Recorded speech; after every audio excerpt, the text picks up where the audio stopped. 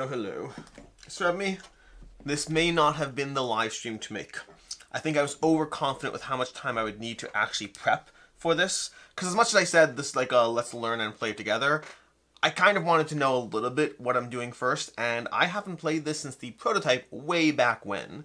So like, I'm a little bit set up, we got a mess going on, we're gonna walk our way through the tutorial together, but if you're gonna only make one live stream, I don't think this is the one to make. I'm currently going through cards right now, separating this all out. We need, the tutorial uses only the Cuddle Hounds. So we only have Cuddle Hounds right now. So this can be these guys. I'll try to zoom in a bit because we won't need the whole play area. You know what? We probably will, but you know, we'll start off zoomed in. But we got our Cuddle Hounds. That's going to be the one minion we're playing with today. And again, this is going to be a live stream. It's going to be a live stream. Alright, we need our Chump minion cards, so we only have the Cuddle minions. Shuffle all 5 copies together, as well as the cover card. We got our cover card. That makes sense. Perfect, okay. It's a double-sided deck. We'll draw from the bottom of it. Okay. Basically, in this game, you have a cover card because the minions are double-sided, which means you can't just flip them over and have a random deck. So we shuffle, we put our cover card, and we're going to put them right here for right now, just to maximize space savings over here. Chat's job is to derail you from what you're trying to accomplish. Oh, please. That requires I pay attention to chat. Okay. The card's just a section label. It remains within the sideboard. This is going to go down there. Alright. 9 through 28 are the tutorial story cards. So we got those over here to 28. Perfect. 29 to 34 are the tutorial event cards. We're just slowly going through this. Basically, if you have Valor and Villainy minions of Mordak, sorry, not minions of Mordak, Lludwik's Labyrinth, you can go ahead and play along or learn what's happening here. But I highly recommend you don't reference this as your go-to learn to play if you're not watching this live, because it's going to be a little chaotic and less streamlined. Let's see, we got our Hero Round cards. We have our Stash and Hoard cards. That's these. You're going to find the following 3 for the tutorial and return the others to the box for now. 36, 39, that's because you use different amounts of player counts, and the setup, I believe, is used as a 2-player game, and then 41. These go back to the box for now. We'll come back to them later. Then we have 43 through 54 are your player aid cards. I don't know why we need this many, because we should only need a hero round and a game reference. The rest of these, a game terms card. The rest of these you won't need till later. And then we have 55 through 57. These are our sidekicks. Those are our allies if they come into play, which I don't yet know if they will. Doing the tutorial, all players will share control of Rowan and William together. So Rowan's going to be this character over here. And then we have William. William is going to be this character over here. So we're going to be controlling these 2 characters as our go-to. And we have our place a health marker on the top of each bar. That requires I get a health marker from wherever health markers might be. There they are. So we need health. Nope, that's not health markers. Let me see if I can find them. Health markers are going to be in this pool. We need to put a health marker on the top of each bar. No, I'm not going to keep them in this area forever. I'm just going to start them off here to keep a somewhat zoomed in shot. Then we need to place an action marker. Those are going to be yellow if I can find them. Do I have action markers? Are they yellow? I think they're yellow. Are they in this other pool? Yes, they are. They're in this other tray over here. Action marker goes on 2 to start us off.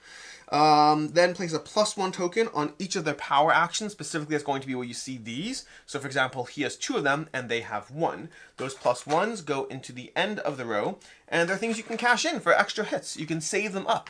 Like, I know the basics of this game. Again, I played this during the prototype phase. I've started going through a book again. Partially, we're playing a tutorial, so we don't need to know all the stuff right now. But we will, I'm going to continue setup, and then we'll deal with chat, and chat can derail me as much as they want after. +1 token, place the initiative token besides William. That's going to be our coin, although I have the prettier coin. Here we go. Here's our prettier coin. Prettier coin is made out of metal, but it's also smaller. So, like, I guess this metal would have cost too much, which makes sense. I'm going to use the metal one. Okay, so we're going to gather our coin. Map setup. We did the map setup over here. We placed down this tile here. This is not usually what starts here. This is just here for the tutorial. Place in the center, ignore the event icon, normally you would trigger that. Attach Rowan and William standees to the bases and place them on the tile. Unless you have miniatures. Then you attach them as miniatures, I assume. I attach them as miniatures. Let me just make sure I actually have miniatures for these characters, because this definitely looks like William over here. And then Rowan looks like, this looks like Rowan. That looks like Rowan. So we're going to put them down over there. Okay. We are going to put this back to there. We'll deal with more miniatures if we need to. Find the region tiles with the IDs listed below. Okay, so we need L6, L5, X1 from top to bottom. So let's go ahead and find these. We're stacking our deck. This is a guided tutorial. So we need I3 on the bottom, I5 above that, L6 on the top, L6, 5, X1. We do need X1. Okay, so X1 can go over there. L1, L3, T6, nope, nope, nope, nope. L7, don't need. L4, don't need. L5, we do need. So L6, L5, X1. Then I1, I5, I3. So we have I3, which goes underneath, and we need I1, which I must have missed. There we go. Okay, so we're stacking our prearranged set of tiles that we'll be playing with over here. We'll put them off to the side, and I assume we don't need the rest, but we'll figure all of that out soon enough. Return the unused tiles to the box. Confirmed. We do not need the rest of these. So we're going to return the rest of these to the box over here. Let's put these ones over here for easier access later, and these ones over here. Place the hero and villain loot stash cards A side up. That's these over here. Okay, we have our A side up, A. This one doesn't have an A side, does it? It does. 2 hero board. I think we do need the 2 hero board side. All right, so we need the 2 hero board for that. Okay, regardless of how many players in your game. Place the Approach of Doom board beside the map. Oh, that's going to be... Here we go. The Approach of Doom board is going to be over here. We're going to toss it there for right now and try not to stab myself with a knife, which is always just good for, well, me, I guess. Then, we gather some bounty and experience point markers. We have our trays of markers, so we're fine over there. Deck setup. Shuffle and set up the mini decks as follows. Shuffle the treasure deck. That's going to be this one. So I'm going to shuffle our treasure deck. And again, after setup, I'll deal with chat, which I think we're done with setup in a second, actually. It's pretty... I'm closer to where I need it to be. Shuffle the green wild spell deck. So let's do that one first. Find 1 copy of Bear Form and set it aside. It should say that first. Don't say shuffle, then find it. Find a copy of Bear Form, set it aside, then shuffle. Okay, actually, it doesn't say shuffle. I lied. They say from the green wild spell deck. They don't say shuffle it. I just read shuffle. Then it says find a copy and shuffle. So, good job, Drew City Games. You did it exactly the way I would do it. From the red mortality deck, find a copy of Beating Heart and set it aside. And then shuffle Beating Heart over here. So we're going to grab that. Shuffle the red mortality deck. Place the Beating Heart on top face down. Oh, the Bear Form goes on top of this deck. So we're going to be drawing that as our first scripted card, so to speak. Rowan and William now draw their spells to start the game as instructed by the unique abilities at the bottom of the hero boards. So they're going to need, when you cast Student of the Wild, you may draw one green wild spell to the game, and doing each of your level up steps, you may draw 2 red mortality spells to start the game. So William gets 2 of these cards, of which Beating Heart is 1, and Rowan gets 1 green card, of which Bear Form, well, Bear Form is the only one. Rowan's Student of the Wild, I believe, draws a green spell. William's Master Mortality draws 2 red spells. Spells are normally hidden, but for the tutorial, only place the hero spells face up. Okay. That's the tutorial. That's the tutorial. Okay, let me go ahead and engage with chat for a minute. We'll get you caught up. But again, this is me. I was sitting here and I was like, I could do a Q&A, which I said last week I wouldn't do another Q&A. We're going to do something different for our next live. And then I was like, what should I do for the next live? And I had a bunch of ideas. And then it was Thursday afternoon at 10 o'clock in the morning. And I was like, I don't have my ideas, so let's go ahead and play a game. What game should I play? And I was like, you know what? Lludwik Labyrinth is one of the games. So, fun fact here, random little note as far as stuff in general. I am going to be purging a lot more campaign games this year. Every year I do a campaign game purge, where I go through my campaign games, and with a hopefully more critical eye, I get rid of a bunch. This year, I already know a bunch that I will be getting rid of, and I'm going to see how strict I can be.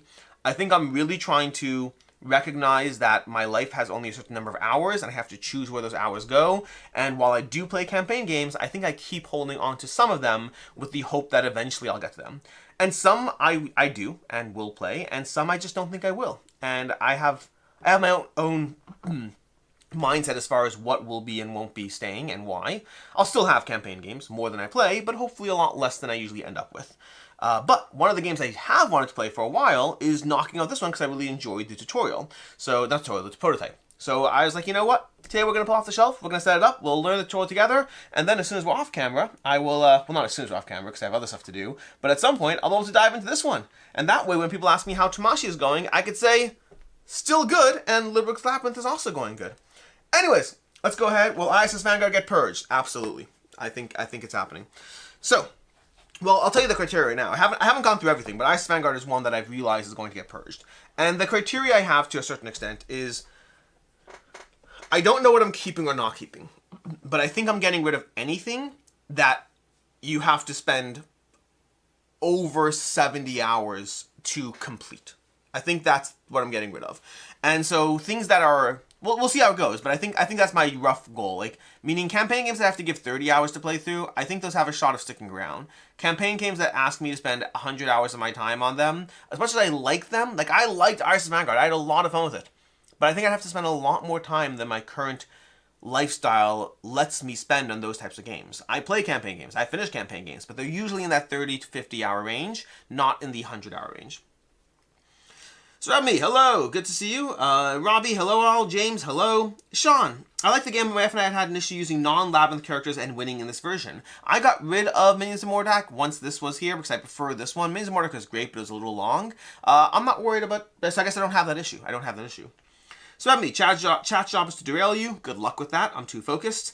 So Ebony, oh no, we're going to be neglected. Where's Meg? She always gives us the attention we demand. Great question. Meg is not here, and she does give you the attention you demand. Co-op Guild, I had a lot of fun with this game and campaign. Good. I hope to be playing through it, and once I finish it, we'll see. Like, you also could play this as single shot, but I want to do the campaign properly. I'm probably going to play it solo, because I find that I have a few games I'm going through. I'm currently going through a 3-player campaign of Tidal Blades. I'm still in the middle of a 2-player campaign of Primal. Middle of a 2-player campaign of... blanking on it. So, I mean, what's the Egyptian game? The Egyptian... it starts with an A, I think. Arceus. No, not Arceus. No. Darn it. What's the Egyptian game? So, I mean, what's the Egyptian game that, Arceus. Arceus. There we go. Okay, cool. So I'm in the middle of a 2-player game. Okay, 3-player Tidal Blades in the middle of, 2-player Arceus, 2-player Primal, 2-player Iridia. That's what I'm in the middle of right now. And then I am in the middle of... Okay, chat's got me. Thank you. I remembered it before you guys, but still you're awesome. And then solo-wise, I'm in the middle of Tamashi. I feel like I'm in the middle of something else solo. What else am I in the middle of solo? Well, this now. But I feel there was something else I was in the middle of solo. Anyways, Sean, co-op goal, we found difficulty with the Paladin. What was your experience? We had difficulty winning. We had to change our strategy of the game. I haven't found a big difference between old and new. So me, Alex, what's the chance there'll be a second level up? None at all. There might be, I mean, as of right now, there still seems like we'll have another level up event, but it'll be next year. ACS, will Ice Vanguard get purged? Yes, almost certainly. Joey, hello everyone. Hello Joey. Co-op, it's so hard to get through campaign games, especially with content creation. Yes, that's the big challenge. The big challenge for me is juggling everything. Juggling time for my family, juggling time for my jobs, juggling time for myself, because I weirdly enough, I like having some time for myself. Juggling time between games I want to play for fun, juggling time between games I want to play for content creation, and juggling time for campaign games. So there's just a lot to juggle, and... life will always change in different ways and always change your confines in different ways of how you structure your time. But for right now, I'm recognizing that campaign games that ask me to spend 100 hours don't fit into my life right now. I still like campaign games. I still like legacy games. But I'm really enjoying all those games I mentioned. I'm really enjoying the ones I mentioned that I was in the middle of. But those are all smaller. The main thing you'll notice about all those campaigns is all of those are 50-hour or under campaigns. Certainly, do you have campaign games that haven't delivered yet that meet new cull criteria? I assume Storm Thunder would meet the cull criteria, but I don't know if it'll actually deliver, so we'll find out. Like, Lands of Evershade is interesting. Lands of Evershade, because you could play it in bite-sized chunks, I'm okay with. But we'll see how that changes. Sunkai, if you're still looking for Barbara Grove, I found an LGS in Singapore that currently holds 2 Kickstarter copies. They don't deliver overseas, though. Not delivering overseas does make it harder, but actually, first of all, thank you for noticing that Facebook post and for commenting. Barbara Grove is actually one of the games I actually have managed to secure, so I got that one. Thank you, though. And the others, I'm still talking to people. Preston Beg, I'm only here to talk to Srebmy. Awesome. Successful. Just to be a distraction. Juggling time that you should be on BGA. I need to read the rules already for Rats of Wistar successful because I need to play that game. I know we're in the middle of a game of Rats of Wistar. I just need to go through the tutorial first, but that'll happen soon. This is the greatest reason to be our mag. So me successful. What game are you and Alex playing right now? Pirates of Maracaibo over and over. Yes. In fact, Sankai, you saw my Facebook post. The inspiration for the Facebook post is I've been enjoying Pirates of Maracaibo so much that I was like, I need to hunt down a copy. And I went to like Game Nerds to buy one, and then I was like, you know what? Let me just check, because I have a bunch of games that I actually do want to get. I'll do something public and start there. But I will buy it on Game Nerds if I need to. I just like, I'll start on Facebook. What is Iridia status? I plan on finishing it, haven't finished it yet. Smeg, what's new? How you been? Great. I'm all caught in chat. Time to go ahead and put this off to the side. That's chat off to the side and continue. So, this game can be played as a solo or as a single shot or as a campaign. We're doing the campaign. Some victories are bittersweet. Though their beloved and mighty King Hawk Shapiro had perished after a tragic catapulting, sounds about right, the evil wizard's plans lay in ruin, and the kingdom of Hawkmoor was saved by the victorious Order Without Borders. In celebration, Giuseppe, the carrying pizza baron, owner of the local King Shapisa franchise, offered 20 victoriously priced sun-fired pizzas and use of his world-famous pit of balls. That is a paragraph. As Order members new and old raced to the Shapizza, anticipating an evening filled with pizza and balls, blissfully unaware that victory pricing was suspiciously similar to regular pricing, danger was... This sounds like Amazon on Prime Day. Danger was the last thing on their mind. Danger, however, has a means of working itself into even the most well-planned meal. Right then, a throng of demons, led by a cigar-smoking imp in a mecha suit, erupted from the basement looking for a tussle. The Order, for whom pizza parties are a full regalia affair, was ready for action, and a grand dust-up ensued. Amidst the chaos, an overhead throw slammed an unconscious Giuseppe against the sun-fired pizza forge, launching it into overdrive. Beams of pure sunlight shot out in every direction, roasting skin, singeing hairs, and fortunately, obliterating the imp's machine. "They got me, boys!" the imp cried, his mech sparkling and sputtering. "Grab him! Let's get out of here!" Scooping their leader out of the wreckage and Giuseppe out of a pile of flour, the demons abandoned their plans in their mech, before absconding into the darkness below. And so the Order were left with many questions. Why did demons, thought to be the stuff of fables, ruin our pizza party? Why did they steal Giuseppe the carrying pizza baron? And lastly, were we overcharged for those pizzas? In search of answers, the Order Without Borders left Hawkmoor behind and stepped into the basement. There, below the Shapizza's floorboards, one of the evil wizard's portals to the world of eternal and uncaring darkness remained open, thrumming with dark energy, daring them to step through into Lludwik's Labyrinth. Setup. More text. Introduction. It had been hours since the druid Rowan or the warlock William had seen any sign of the cadre of burly demons that callously assaulted the Hawkmoor. The only lead Rowan had sniffed out with her druidic dog snout was a single business card that read Lludwik Fandango Esquire. It reeked of cinnamon and smoke. The trail had turned cold. As a man who spent his entire life at the bottom of a well, William said as Rowan vainly sniffed at the ground, "I know that many emotional wells a person can fall into. Do not fall into despair, dear friend, for it is the deepest well of all." Only Rowan hadn't fallen into despair. She had picked up the scent of saltpeter and something else under the dirt. Changing her hands into the paws of a mole, she began to dig and came across some sort of metallic object. Lean, powerful, 9mm. "What is that?" William asked. "I don't know," Rowan replied. "I haven't seen anything like this before in the ancient texts." As William often did when nonplussed, he leaned against a nearby wall and began to stroke his beard. Only this time he triggered an unseen pressure plate. The hallway shook and the walls lowered, revealing a cadre of burly demons lounging around a campfire, discussing their deepest fears. "Get him!" Rowan shouted, throwing the gun at the largest demon and nailing him in the face. The demons legged it into the dark with surprising speed. Rowan and William pursued. The trail had unexpectedly become very hot. Objectives! Time is of the essence. Rowan the druid, that's them. William the warlock, that's them. Chase the demon with 2 objectives in mind. Pursue the retreating invaders, and find a good site for an Order Without Borders base camp. The heroes will lose as soon as the villain round begins and the approach of Doom track is on day 4. The soul token. Do I have the soul token? Crud, I don't think I set up the soul token. I did not do the soul token. Give me a second here. Here's our soul token. Okay. We're going to put the soul token, I guess this goes over here on day 4. There we go. Soul token. Boom. Okay. Got that problem solved now. Then from there we go to, so villain round begins and the approach of Doom track is on day 4. 1 second. Place the approach of Doom board on the starts with the crumbling standee. Oh, okay, crumbling standee. Where's the... Give me a second now. I need to get my story straight. I think this is the crumbling standee, and I think I dropped my various bags of standees. Okay. I wonder if there's a mini for this one. There might be, but we're not going to go look for it right now. We got one of these over here. So this needs to go on the start space over there. That's going to be covering that. And a soul token on day 4. Okay, so we lose if the approach of Doom track is on day 4. I assume this is the approach of Doom thingy. I assume it means this hits day 4. That's what we're going to go with, because that makes sense to me. Then begin the game. The player sitting close to the tutorial story deck draws the top card, Tutorial Story A. Okay, we got Tutorial Story A, and reads it aloud to the table to begin the game. These tutorial story cards are alphabetically ordered in a specific sequence. Reveal them in order, doing the tutorial serial to learn the ropes. Tutorial. William has the initiative token. Okay, so William has the initiative token, so he's the lead hero. The lead hero can place it on charge and go first, or hold to go last. So in general, you choose the side of your token, that chooses how you go.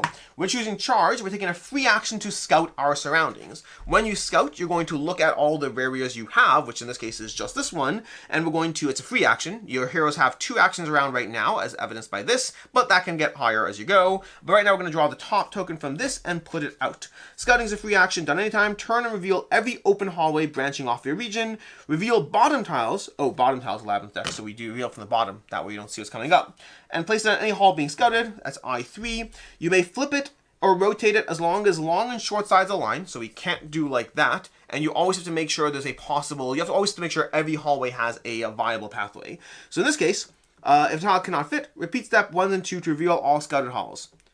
Wait, 1 second, there's only one. I believe we only reveal this one tile right now. If the tile cannot fit, draw again. Okay, great. That is before scouting, flip and read tutorial story B to follow an example. Oh, that's going to be before scouting. Before doing what I just did, follow an example. So we do this over here. Great. He cannot place it in the orientation that doesn't match, so we can't do it like this. We can't do it like this because I guess you can choose a side. You may flip or rotate. Yeah, so we can't choose it like this, so we have to choose it like this. And we could technically choose either rotation. I don't think it actually matters.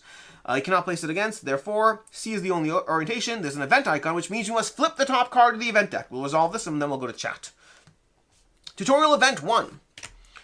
If scouted tiles show 1 or more events, that's this, resolve 1 event which has appeared. This is the event for I3. Racing ahead of your torch reveals a pack of hounds. These icons mean place 2 treasures in the tile. That's going to be these top 2 cards over here.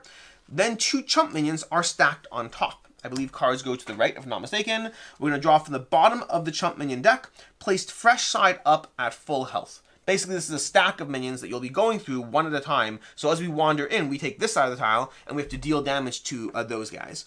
Minions are drawn from the deck bottom, placed fresh side face up. That's because, in general, minions have 2 numbers. If I deal at least 1 damage, this will flip to its wounded side. But if I deal 5 damage, I'll instantly kill it. Any numbers outside the top number or the bottom number have no effect. Heroes can defeat minions using action rolls. We'll talk about that soon. A hero's action points show how many things they can do in a turn, as we said already. 2. Each of the action rolls can be done once per turn by spending 1 action point. Roll the dice shown in that row of the board. Totaling the results. The next player draws tutorial story card C and reads that. So we're going to put these off to the side as we go through things. But before we do, it's time for chat. What would you rather be a duck? True or false? Board game officer, I feel like you asked me a question like this last week. I need questions I can actually engage with. Successful Geek, I'm only here for like 8 more minutes because of upcoming work call. What is your next work trip? That's successful or to me? I assume successful. What is everyone's thoughts on the upcoming I'll Play Kickstarter campaign? 9 games, only 3 of them will be revealed? I'm intrigued by that.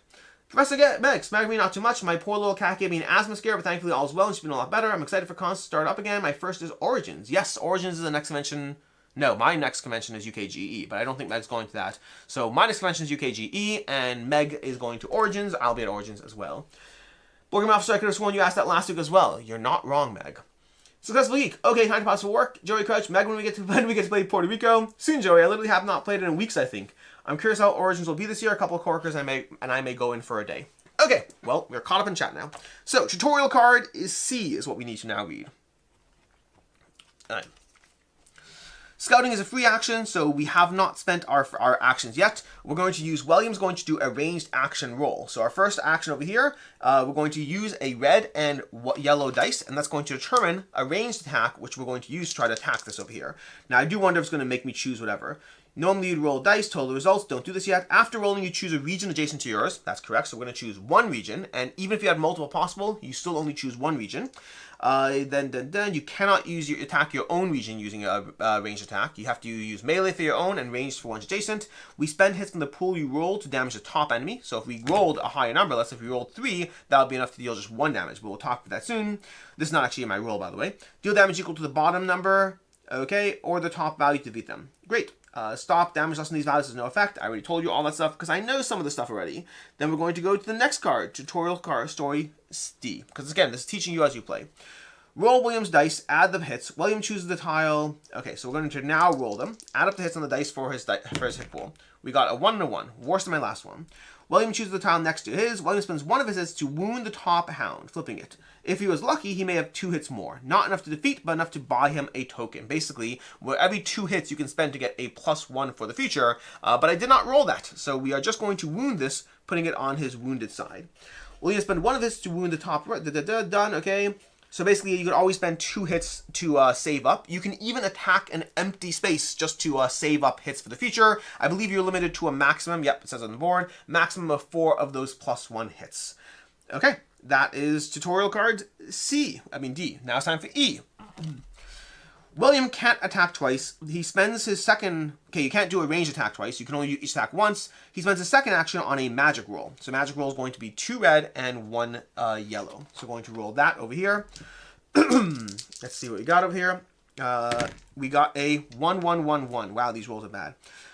Okay, roll these dice. Total results. Then spend that number to cast a number of spells from your hand. Don't do this yet. Okay, so we're not rolling that. Scroll spells are cast with a hit cost, so these over here have different hit costs on them. In this case, you can see this one has a 0 hit cost, and this one has a 2, 3, or 4, depending on the result that we want. William pays 1 and at least 3 hits, so we have to pay a health to cast Beating Heart. So that's what we're going to do. Okay, so we're going to spend a health, and that's the cost we pay. Then we're going to roll. Do we roll yet? He discards the spell and chooses 1 hound to defeat. You choose someone on the map, you cause them to either heal or pay 3, 4 health. Am I guaranteed to get at least? I'm not guaranteed to get... What am I doing here? Still says don't do this yet. Okay. Once you have finished, the next player draws tutorial card F. Okay, so we do go ahead and roll this. And at least 3 hits. Oh, I guess we're guaranteed. Okay, let's go ahead and see what happens. We're going to roll, and we got a 1, 2, and 1. That means we could spend over here. So the way this works is we're going to spend our 2 over here. We're going to spend 3. I guess we can spend all 4. It doesn't matter at this point, though. Oh, I guess it does. Does it matter? I think this powers through. So I believe I'm doing this correctly. We're going to spend 4, and we spent our health in order to do this spell over here. We're spending 4 magic and 1 health, and we are going to cause them to either heal or pay 6 damage. I think this is only 1 person. So basically, normally when you deal damage, it can power through the stack. And in fact, Co-op Guild, if you know this, feel free to tell me. When you deal damage, normally it can go through the stack. I don't know if that's true for this spell, so we're just going to not do through the stack. But you cause him to either heal or pay 3, 4 health. So we're going to cause him to lose his health. We're going to choose this hound, and we're going to defeat it, basically. And I don't remember if we get anything for it, but we'll just not for right now. We're going to put this off to the side. Place it into the hero loot stash. Yeah, so it goes into our combined stash, where we're going to use it for leveling up points. This spell chooses a character. Unlike an attack, it doesn't have to target the top enemy, and extra damage does not carry down to the stack. That's pretty specific. So extra damage will not carry through, but we killed it. So that's it. We did that. We used our spell. The spell is gone, and our thing is gone. I assume the spell's gone. Discards the spell, choose 1 hound to defeat. Okay, great. That was our turn. That's our turn, which means it's now time for our next hero's turn. So we're going to have the next player draws tutorial card F. I am also, weirdly enough, Rowan, the next player. William defeated somebody. He used the ability on his board, resourceful... Nope, what happened? William. Each time you defeat anyone, you may heal any one hero for 1. Okay, so William defeated somebody. He uses the ability on his board to recover the 1 health he paid, because I have resourceful vulture, so I'm going to recover the 1 health I paid. Then, out of actions, he ends his turn. Rowan acts next. She moves in for the fight. By spending 1 action, a character can move up to 3 region tiles. Okay, if they spend an action point in any other action, this ends their move. So basically, I could go ahead and move in with Rowan. In theory, I could also scout as I move. Scout can interrupt move actions. But Rowan spends her first action to move 1. She spends her second action to make a melee roll. Melee roll is going to be 3 yellow for Rowan over here. So we're going to roll these 3. And we got a 1, 1, and a 1, which is not enough to kill it, shockingly enough. Total results of the hit pool. Spend the hit, so we're going to spend that hit to deal damage to the top enemy, which is going to reveal... Oh, I accidentally drew 3 enemies. There should not be 3 enemies. There should only be 2 enemies. So we're going to go ahead and damage that one over here. Then spend the hits from your hit pool to deal damage. Are there 2s? There are 2, so I could have hypothetically killed it, but not likely. Remaining hits can damage the next minion. After any action roll, hits you don't spend either buy. Okay, before assigning damage, the next player draws tutorial story card G. So we're going to read the next card in this thingy. But basically, we just rolled dice. We got 3 total, which meant we could deal 1 damage to him, because we either deal 5 or nothing. Seeking a better roll, Rowan augments her attack with a reaction spell. Reaction spells have a lightning bolt above their name, so we're going to use bear form. Cast anytime, they gain 2 red dice until this round ends. But you have to discard either a plus token or alternatively another spell. That's the cost in this one. So we cover that. Rowan Spencer starting this one over here. They're starting 1 in order to cast that. So we're going to cast that, which means we get 2 of these over here. Bear form itself, she rolls 2 and adds it to her hit pool. So I have my 3 over here, which means I'm going to add these 2. And we got 1, 2, 3, 4, 5. That's enough to full on kill this. She rolls that unique ability, the Beast Within triggers. When you cast a green wild spell on any hero, you gain a token on any row. So we're going to take this and put on an action row of our choosing. We'll put on magic because we seem to be better at that. But we did kill this, which means this is going to go into our pool. Rowan deals her damage, and the next player draws tutorial story card H and reads that. By now, hopefully the minions are defeated. If any remain, they are defeated. So just if we hadn't killed them by any chance, we just destroy them right now. Place them in the hero loot stash. Anytime during their turn, a character can perform a loot action to pick up resources in their thing. That is a free action. You can even doing it while moving as long as they are undefended. They place them face down in the hero loot stash to reveal at the end of the round and equipped by the heroes. Free actions don't interrupt moves, so you can continue to move, loot, keep moving. But we moved and then attacked, so we did end our move. Rowan loots the treasures, then scouts the open hall leading off a region as a free action. She draws the bottom tile of I5 and attaches to I3. Yes, this leads off the map edge. That's because in this game, the map circles. Assuming, again, this is going by my rough memory from last time, but I'm pretty sure this is going to circle around to the other side. I5 has an event icon, so reveal tutorial event 2. Rowan's beard bounds after the cigar scent, which trails behind the retreating imp. Oh, you poor idiots followed me, the imp calls down the hall. Well, what's a few more ants in the hill, all right? Welcome to the madhouse. He laughs and a snarling demon hound is hoofed into the torchlight. We gather another treasure, which is going to go over here, and then we draw 1 of these, but only 1 because we're not playing a 4+ game. This means place 1 and then place 1 chump minion, okay? The second is used only when playing +4+ heroes, not players, so a number of heroes you're playing with, because you could tool hand it. There is a true solo mode, by the way. My instinct is I'd want to play with 2 heroes, but there is a true solo mode if you want. Turtle uses only 2 heroes, so this icon is ignored. This card is going to go on it. We have another Cuddle Hound over there. The next player draws tutorial story card I and reads that. Both heroes have spent all their actions, so we end the round with a level up step. We're going to go through the level up step, and then we'll take a break for chat again before going to the villain's turn. The level up step is where the heroes gain experience and trade treasures. If heroes have abilities to draw spells, like Rowan's green ability and William, they do this, then discard down to 6 cards. Okay, so we are going to draw 2 red cards, 2 red mortality spells for William, and 1 green spell for Rowan. Okay, that's that over here. Where are we up to over here? We now defeated the villains over there. Reveal the treasures in the stash. Treasures can now be equipped and traded freely amongst the heroes. So we have a wand of firebolt and a weighted javelin. So we're going to give the weighted javelin to Rowan over here, so they have something they can use. And we're going to use the wand of firebolt because that seals perfect for William based on his current attribute rows. Basically, you're going to get extra die on those 2 actions and an extra die on those 2. Not that the ranged helps us that much because we're really not going to take ranged actions with Rowan, but we'll see. Each hero has 3 slots at the bottom of their spells. Technically, the things go down over here, technically. So we're going to put this guy down over here in our weighted javelin. Again, we'll adjust this as we need board space, but right now this works as far as tracking everything. This spell is discarded. Reveal the treasures. Treasures can now be equipped. Each hero has 3 slots, matching colors. Equip 1 treasure onto a hero, don't think too hard, and leave the other treasure in the stash to see what happens. Well, I guess the weighted javelin is staying behind because this is obviously so good for that. Alright, the next player draws tutorial story card J and sees what happens. William passes the initiative token clockwise to Rowan. Total up the bounty on the cards in the loot stash. Okay, so that's why we kept the treasure over there. Total up the bounty on the cards in the loot stash. That's going to be that 3, I assume. Place that many bounty tokens in the hero hoard for later. Discard the cashed in cards in piles besides the deck. Consult the loot stash to find out how many experience points you have. Okay, so that's where we need the loot stash. Okay, the loot stash is over here. So, total up the bounty. Place that many bounty tokens in the hero hoard for later. So I'm just going to drop some bounty tokens. I assume this is the bounty tokens we have, but I don't actually know, but we're going to do it. We're going to grab a few tokens. So I'm going to put this into our bounty. We're going to call that bounty for right now. Discard the cashed in cards, so these can go away, and we'll put these guys over here. Consult the loot stash. That is the hero loot stash to find out experience points. So we have 3 bounty tokens, so we get 3 experience points.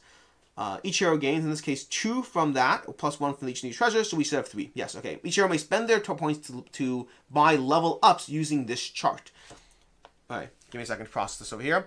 We can cover, for 1 experience point, we can cover a blank slot on our board with a white dice token. So we can basically add white dice to our roll. For 1 experience point, we can cover or replace a white with a yellow, and for 1 experience point, we can cover or replace a yellow with a red.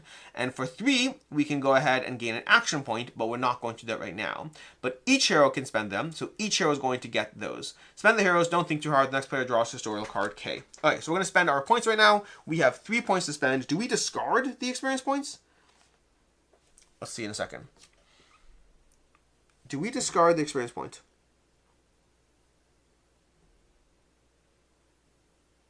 I'm not sure.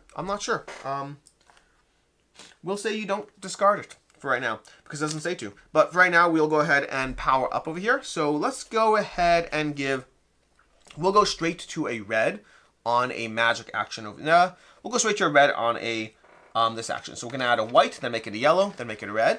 That's going to give us an extra die over here. And then we'll do the same for our melee action. So we're just going to try to power up as strong as possible before going to the next card and seeing what we got.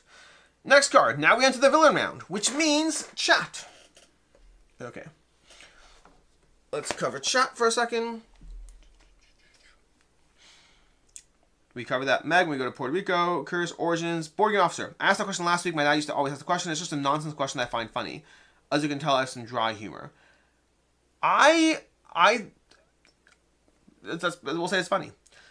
Because usually chat a lot, I don't think it was trolling. I totally thought it was like a new meme I didn't know yet, so in a sense, it was an OG meme. Yeah, so I assumed, especially, last week I wasn't sure if I missed something, because it's chat. Maybe you accidentally typed the wrong thing. This week, I realize it's definitely something that I'm not getting, but I don't know how to engage with that, so I'll just comment on the fact that I don't know how to engage with it and go back to my game. Tutorial story card K. Now we enter the villain round. The villain round is where the villain, if any, conjures spells and minions. The lead hero drives this via the game rule. There's no villain tutorial, but let's spawn a second chump minion to see how spawning works. When the villain spawns a minion, draw from the bottom of its deck, and then place it on the portal tile closest to the hero with the least health. In this case, William's tile. So we're going to place it U1 because that has a portal over there. If an enemy is tied in this decision, use the golden rule on B.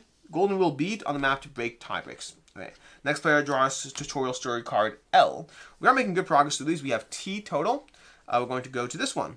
Now we proceed to the minion step. In the minion step, minions act starting with the furthest north, then east, and those on top of stacks. So you just go furthest north and then east, going through the entire grid as necessary. Read on, but don't act with any minions yet. Minions have various stats like the heroes. A minion's nearest enemy is its target, preferring those north then east of tied. So you always go north then east for any tiebreakers. For its turn, it spends 1 or more actions to satisfy step 1. Once achieved, it goes for steps 2 to 4 until actions are spent. So, step 1, spend actions moving, and it has 3 action points. Spend actions moving until its target is in range. Okay, so this target is in range over here. This target is not in range. Each movement allows it to move up to 3 spaces.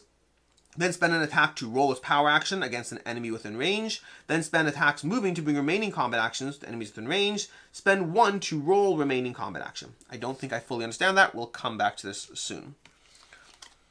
Follow along to act with both minions. Minions furthest north act, so this one's going to act. Target the nearest enemy, which is going to be William. It does not need to move, so it spends 1 to roll an attack. So we're going to roll 1 of each of the 3 dice over here. We're going to roll these, and we're going to reduce our results by 4. So we go ahead and go down from 14 down to 10. William reduces health, sliding his marker that amount damage. It can't roll its attack twice and has no other attack, so it ends its turn, wasting its unspent actions. Okay, that's pretty straightforward. Then the Hound and I5 acts next. This one's going to move up over here, leaving its treasure behind, and then once again roll, and we get a 1-1-2. So again, another 4, 16 down to 12. More health on Rowan as a melee character. Its third action point cannot be spent, so this is clear enough. Other than every minion, the next player draws tutorial story card N and reads that. Tutorial story cards are alphabetically ordered. We are going to go here. These demonic doggies ain't bright, but they sure do pack some bark in their bite. Hot tip. When multiple heroes are attacked in one region, one places the defender token under their standee and takes the damage. So there's a specific token we have, which I have over here. Basically, it's this token that marks you as a defender. Similar to the way you can only attack the top hound in a space, you also can only attack the defender hero in a space. Now we do the villain level up step, is where the villain spends stuff. So if they had defeated heroes, I think they get 3 points per hero spent, if I'm not mistaken. There is no villain tutorial, so we advance the approach of Doom track and then enact any rules listed on its current space. In this case, we ignore the bonus for the villain. So in this case, level up the villain. If no hero has been defeated this game, the villain now gains and spend an extra 2, which isn't relevant. Read the day 1 entry from the campaign book. Do we have that right now? I think we do. Advance the approach of Doom to day 1. Then read the tutorial day 1 entry from the campaign book. The approach of Doom. Oh, this'll be good, you hear the giddy imp say in the distance. You quickly ponder who it'll be good for, and are just arriving at the conclusion that it won't be you when the walls explode.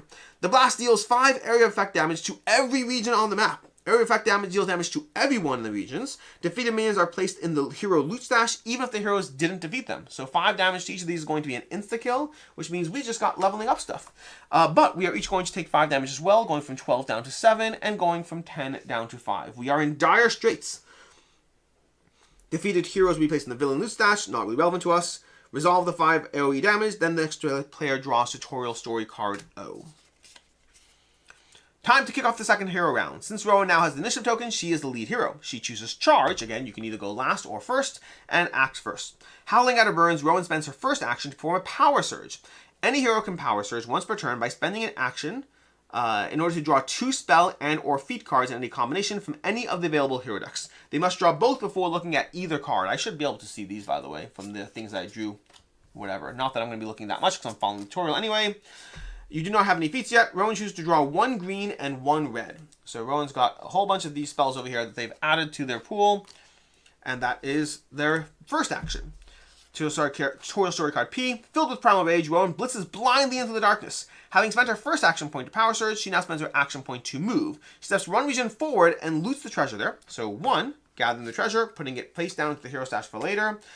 She scouts the hall ahead, revealing the bottom tile from the Labyrinth, and places it at the top of the map, because again, the map does circle in on itself. It's called a Labyrinth for a reason, and we'd have to do it. We can't do it like this, so we have to do it like this. Okay? That's our tile. Connect your tile. Hot tip, the wonky Labyrinth rocks edge to edge, so if it goes off one side, I1 has an event icon. Let's put it oriented the correct way, just because of my OCD, and we're going to draw an event card. This event card is going to say, how's the labyrinth treating you? Calls the imp's raspy voice from just ahead. You might say we have an arrangement. Ha ha ha. Click. The ground beneath you gives and you grab a ledge to stop from falling. The scouter must test melee damage 3. So if you fail, they suffer 3 damage. When a test is called for, you make a test action roll like a normal one, spending all their hits and +1s if they wish to try to meet or exceed the difficulty. So one must roll a test. If she doesn't score 3 or more, she takes 3 damage. Fortunately, I added a red die to that, so we're going to roll these over here, which does seem like there's a pretty decent chance that we'll survive this roll. And we got a 1, 1, and a 1, so we passed that roll without having to spend our +1. The next player reads tutorial story card Q and resolves that. Now it's William's turn. He spends his first action to move, because events... Why can't I keep moving? I think events interrupt movement, if I'm not mistaken. And this, I'm going to orient this correctly for my own sense of OCD over here. Now it's William's turn. He spends his first action to move, moving 3 spaces into the region Rowan just scouted. So we're going to go 1, 2, and then 3 into that range. He scouts as a free action, drawing the bottom tile. This tile can't connect to I1 without causing a hall to meet a wall, so he must draw again. So basically this one would meet there, and this one would meet there. So no matter what happens, this needs to be drawn again. So we're going to draw the bottom that was set off to the side, draw a new tile, and I think that's specifically to show us that. This time he draws L5 and connects it to his tile. However he likes, he places the unused X1 on top of the deck of tiles. So it's going to cycle around as needed.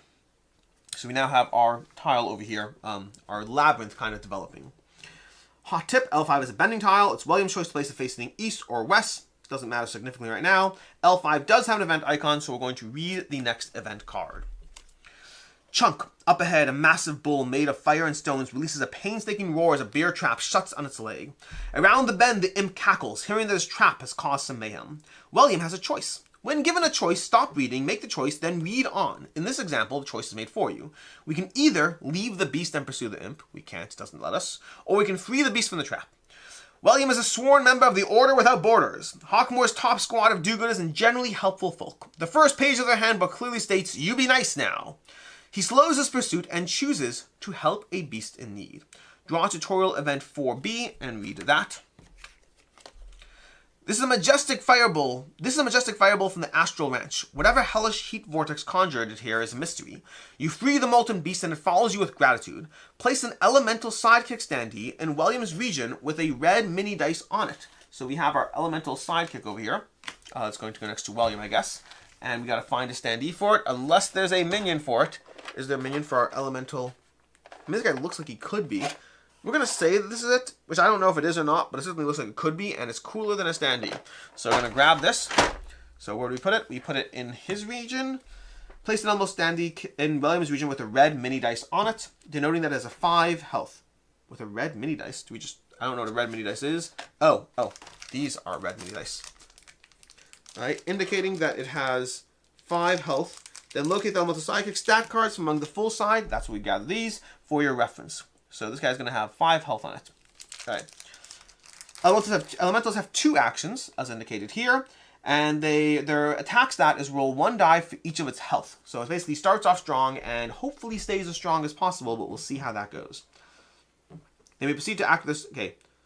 As a hero ends this turn, they can act with each sidekick. Sidekicks operate like a hero, except they cannot heal or gain dice, and they cannot scout or power surge. The next player draws tutorial story card R and reads that. So making our way through these, we have 3 cards left. Desperate not to lose them, William sprints after the waning trail of sounds. William now spends his second action point to move, stepping 1 into the newly revealed action. It's the second action, so his first action went from 1, 2, 3. Second action is moving over here, then scouting, which means we're going to finally have to move these for the first time, which I've been avoiding successfully the whole game. But we are going to do that. We draw our next underneath tile over here, and we put it down, and we could do it like this. Can we do it the other way? We could do it like this too. Let's see if it gives us a choice. William draws the bottom tile and places it connecting to tile L5. Scouting is a free action, thus does not end your move, but if you reveal an event, your move is over. In this case, L has a...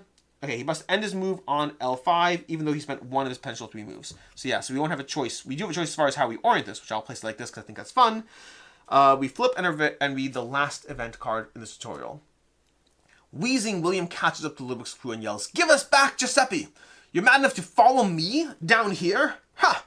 Lludwik and his gang roar with laughter. "Good luck, little man." With that, they break off down the hall and you can hear Giuseppe's voice bouncing off the walls. "Mamma mia!" William races down the hall, and it transforms, severing itself from Lludwik and dumping our heroes into an empty room. Replace the scouted region, L6, with the last tile from the Labyrinth deck. Okay, so we dumped this with that, so we're replacing that. That's just a thing that they making us do.